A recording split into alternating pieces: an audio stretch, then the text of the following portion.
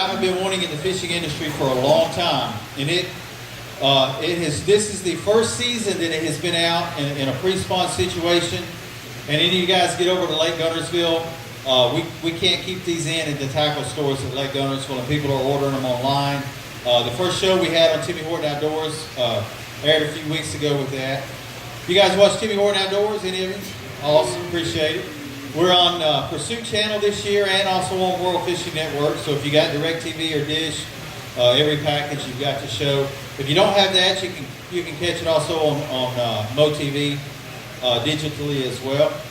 And who's following us on social media? Anybody? All right, the rest of you need to come on out here.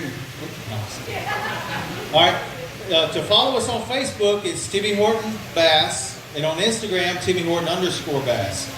And these guys will tell you we do a giveaway about every other day. So if you're not following us, you need to follow us. We give away rods, reels, fishing. The Heavy Z, for the life of me fishing lipless crankbait, the very first tournament I ever won was on the Potomac River on the lipless crankbait.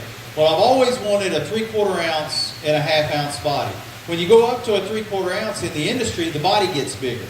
And when you use a bigger body lure on a lipless crankbait, it creates more what I call drag. It's almost like it parachutes. It's going to kind of defeat the purpose. Yeah, it's a bigger body bait. That does not defeat the purpose. But it defeats the purpose in that lure staying down. And this lure being a full 3/4 ounce, I mean, you get off of it and you can control it just by coming over and taking the tops of the grass so much better than you can a traditional 1/2 ounce. This is the size that most people like. But you go buy it, you're going to get a 1/2 ounce. This is a full 3/4 ounce. And guys, you can absolutely launch it. We can't keep these in stock. It's just an incredible deal. And all the products we're going to talk about here is available in the next building back in the back left-hand corner. I know a lot of you have already been there, but we have these here in all of our colors. It's called the Heavy Z. But it's got the traditional Shaker Z shake to it, but it really pumps out of vegetation really good. Obviously, I've got no hooks here, but you can see how that thing stays down with just a steady retrieve. So much better than floating up. Like we said, a traditional 3/4 ounce lure, if you take it and you fish it, you're going to be rising really quickly, and this lure is going to stay down a lot better. I know here in the pre-spawn, a lot of guys like fishing those shallow bars on falls and a lot of the different lakes in that 5, 6, 7, 8 foot of water in that pre-spawn. Guys, lipless crankbaits are not about being able to make a fish strike. It's about covering enough water to get in front of them. Because when it's late February, March, all the way through the month of March, that's the most aggressive they're going to be all year long. So it's really about covering water and finding them. Because when you find them, you're going to be able to just sit and whack them. That's Lake Guntersville, that's Lake Seminole, all of the grass lakes. But even we filmed a show last year on a lake just completely barren of grass with the Shaker Z and just smoked some big spotted bass on Lake Mitchell down on the Coosa River. So just a real cool lure, the Heavy Z. And most of what we're going to touch base on here is springtime fishing. That's what we got coming up. That's, to me, the favorite season of all anglers. It's just a fun time to be out. It's like, when the deer are chasing or the turkeys are gobbling, all of that good stuff. So I'm going to show you guys another deal here on a floating worm. And if you guys watch my television show, you've seen this presentation a lot. This is the Big Bear bubblegum floating worm. And this one is, it's a hand-poured worm. It's a lot softer, and it really undulates really well. And this is in the clone series of soft plastics. But I want to give you guys some tips on this. When the bass get up and you get water temperatures above the low 60s, you start getting up into the 60s, that's when a floating worm is really good. And there's not many places it's better than the Carolinas. I know Randy Howell and some of the guys that grew up in this area really, Davey Height, some of them, they throw them and always did as much as anybody. And it's just a dominating technique and a way to fish. But I want to show you guys this Big Bear worm and how it really undulates in the water. It's a little bit bigger than your traditional floating worm. It's a full 7 inches. But just the movement of it and the way this thing moves and trickles in the water is really enticing. And the way I like to fish a floating, and we call it a floating worm, but obviously it's just a lure that we're going to fish, up close to the surface. But I mean, I can literally walk the dog underwater with this, and it really It folds and bends. There's no stiffness to it. Even when it's falling, it has movement that's just all over the place. And it jumps and it's subtle. And what I like to do, I like to take a presentation when, let's say this middle bush here is a stump or it's some kind of brush pile or something I can see underwater. Or we'll take the far one back there and do it first around it. And I really try to trigger strike. So I'll just really kind of milk it up to it. And then when I get to it, I'll really just get aggressive with it a couple of times. And if a bass is there in the spring of the year and they're watching and garden fry or really watching a bed, they'll get a lot more aggressive by giving them those twitches. I don't have one here with me, but this is a technique I love to fish on spinning tackle. I'll take this and put it on, say, 20-pound braid with a 6-pound or 8-pound fluorocarbon Bass Pro Shops fluorocarbon leader and really skip it under those bushes and under docks and all of those different things. This technique, when bass are up shallow and they're together, you just see how this thing moves. I mean, I'm just kind of basically holding it and turning it and it's bouncing it all over the place. And we've got these here at the show in all of the popular float worms color. We got it in the yellow, the white, methylate, and this obviously right here is the bubble gum. But just incredible action on this worm and how it moves. It's called a floating worm, but you're actually fishing at 6 inches to a foot under the surface. All right, I'll show you guys a little bit more here.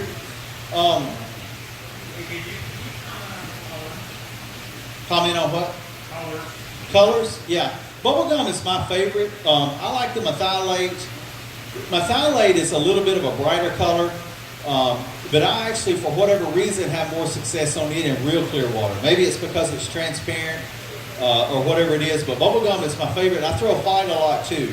It seems like white is a little bit better on cloudy days. It's a little bit brighter. But the white, the bubblegum, methylate, and the yellow is we call it school bus yellow. But it's those are my two favorite, I guess, or four favorite colors, I would say. Now, a lot of people will even throw it in watermelon. This is a big worm here, but we make it in this. It's called yellow-meated watermelon. Tell me that ain't red name. Yellow-meated watermelon. That's pretty cool name, man. John, you have permission to use that color if you want to. But yellow-meated watermelon. Can I get some of them in some D-bombs? All right.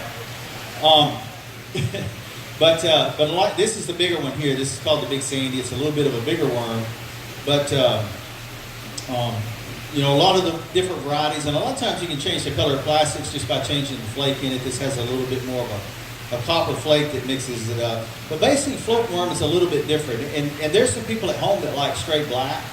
Watermelon can also be big sometimes too, but those basic bright colors just really stand out in the spring of the year for those fish to come up and get them. I want to show you guys this. This is really cool. If you guys seen a show at Lake Falcon we did last year, flipping bushes, this was a really cool deal. I use a trocar hook, big flipping hook. John let me borrow this one. I don't know, what brand is this, John? It looks very, he can't hear me. This is some kind of high-end hook, I can tell. But regardless, I like the trocar. I think it's the TK 135, I think, but it has the keeper on it. Anytime I'm flipping, I want a keeper to be able to keep that lure up. Works really well.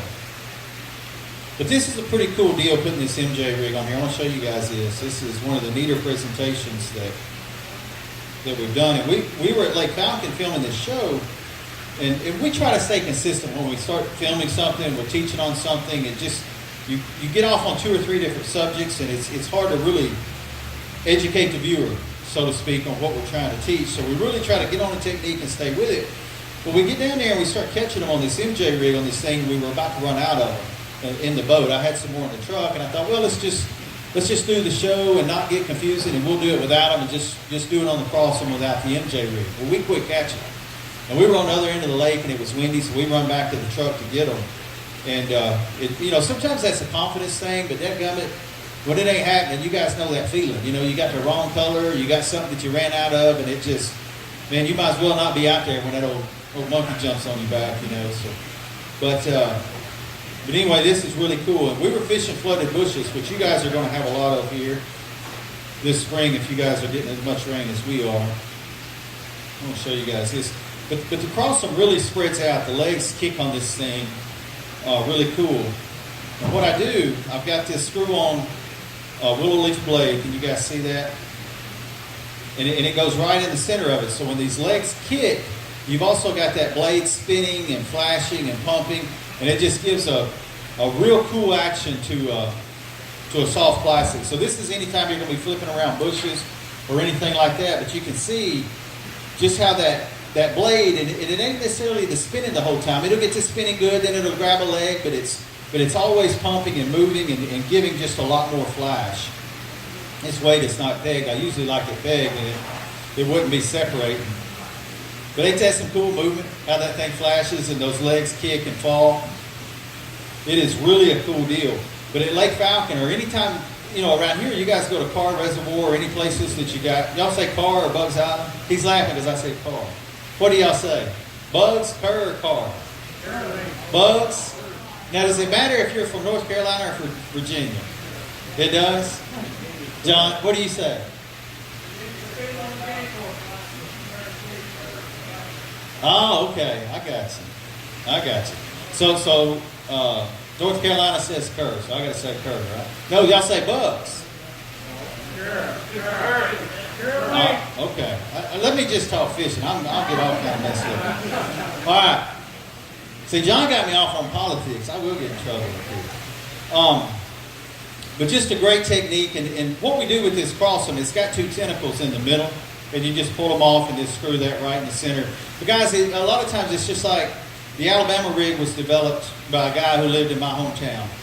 And I'll never forget it. It was June of maybe 2011, right before Paul Elias won that tournament at Gunnersville. And the guy comes up to me in the parking lot. And we've been hearing how he had been winning some tournaments locally on the Alabama rig. But we thought, well, maybe he's just trying to sell them, because you look at that thing and it looks like 5 clothes hangers put together for a fishing lure, And we worried about our pound test, how small our wire is on our spinnerbait. And here's this thing that looks like a chandelier coming through the water. And I thought, man, there's no way. And he gave me one, and I'm like, man, I'll give that a try, Andy. And I just kind of threw it in my boat, and half-hearted maybe gave it a try there too. And it completely revolutionized fishing for about 3 years. You guys remember that? I mean, it's just like, all you had to do was go out in the wintertime and throw it, and you'd catch 25, 30 pounds. Every tournament won on it. It ain't dominating like that no more, is it? I mean, it's still good, but it ain't dominating the way it did. The fish had not seen that before. They had not seen something that looked like a school of shad coming through the water.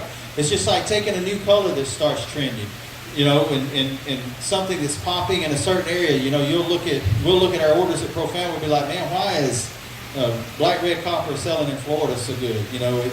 Fish get used to seeing colors over and over, and then somebody starts fishing something different, and it really starts working. But that's a lot of this right here with the MJ rig. It's just something different. Fish are used to seeing plastics come into their area, but when you got that little bit of flash on there, it's really showing them something different. Works really good. So anyway, show you guys another couple of good spring techniques we got. This one, anybody fish big plastics much? Any of you? Several. Man, I love fishing big plastics. It's on tour we call it fishing the big worm. It can be a multitude of things, but it's just the saying of fishing the big worm. And it is John, we'll see you, buddy. Oh, okay. All right. See you, man. Go get John a big hand. Awesome dude. One of the best guys on tour. One of my favorite people out here. But the I'm gonna tell you guys, big plastics is the thing. It is the way you catch big ones, and it amazes me. I was having this conversation with somebody earlier. I'll go out and I'll put on a big sandy, and we've got some over there. We got a lizard over there. I want y'all to check out. I should have brought it with me. We got a big 14-inch lizard. We sell more 14-inch lizards than we do 6-inch lizards. That tells you what's happening in the sport of bass fishing. But ain't it amazing you'll tie on something like this and catch a 10-incher? I mean, what are they thinking, But I told somebody earlier, they don't have a mirror. They don't know. They don't know they're 10 inches, do they? You ever thought of that? No, they. Anyway, it's kind of the way I looked at it. But they don't have a mirror. He don't know he's 10 pounds. He don't know he's 10 inches. But big plastics is really trending, and we specialize in them in clone, and we've got them all here. A lot of the industry will kind of shy away just from the big bags and shipping and heck no, bring them on. We want the big stuff. And I'm going to show you guys what this MJ rig looks like on the back of this worm as well. This is a great technique for swimming as well as working along the bottom. And one thing about fishing big plastics is you're going to get bigger bites. I mean, I'm kind of being funny about fish not having a mirror, but they don't want to chase stuff down all day the way a little fish does. And there's just, and a lot of people associate it with fishing only in the summertime. Man, I fish big plastics in the dead of winter. You'll catch big fish on them. When you catch a big fish in the wintertime and you look, his stomach is bulged out, he ain't doing that eating little bitty crayfish and little bitty minnows. He's eating the biggest shad he can find, the biggest worms, the biggest anything that he can find.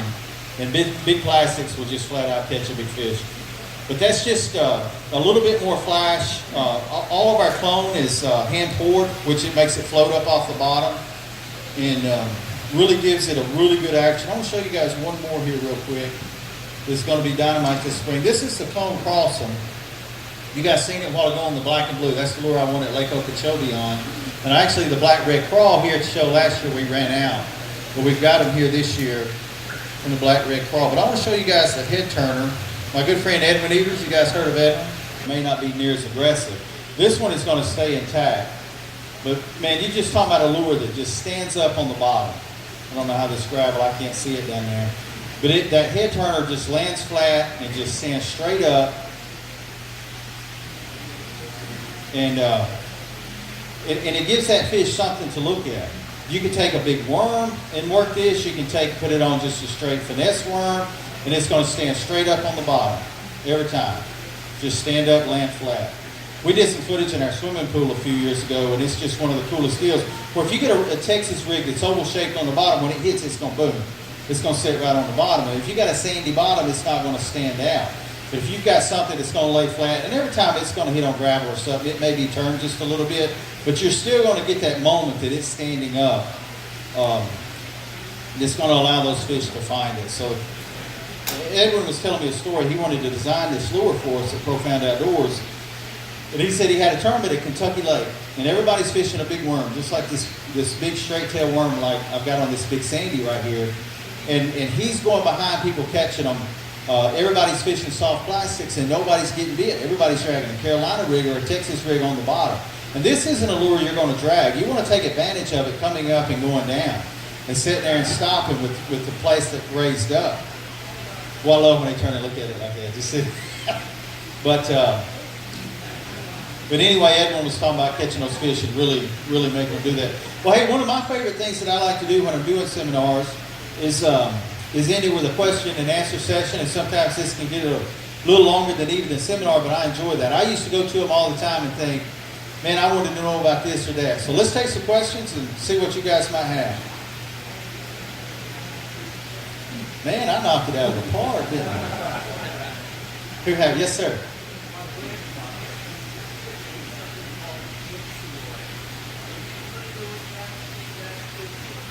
That was your grandfather with fish with gypsy oil? No, but I'd like to have some. That sounds like the deal. Have y'all heard of gypsy oil? Fishing with gypsy oil. Yeah?